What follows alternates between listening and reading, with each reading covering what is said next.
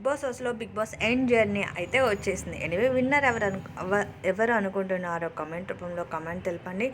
అలాగే first time ఎవరైనా watch చేస్తుంటే ఛానల్ని సబ్స్క్రైబ్ చేసుకొని నోటిఫికేషన్ ఆన్ చేసుకొని లైక్ చేసుకోండి ముందుగా అయితే. ఎనీవే ఈరోజు అయితే ప్రోమో ప్రకారంగా అబ్జర్వ్ చేస్తుంటే డెమాన్ పవన్ అయితే బిగ్ బాస్ జర్నీ చూపించారు. అలా ఇలా లేదులే, చాలా బాగుంది. I mean aggressive game participation అంతా బాగా చూపించారు.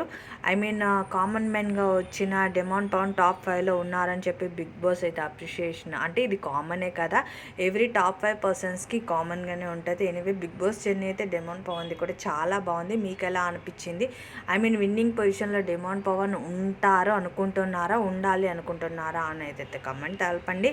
ఎనీవే జెన్యూన్ పర్సన్ అని చాలామంది అంటున్నారు, బట్ చూడాలి.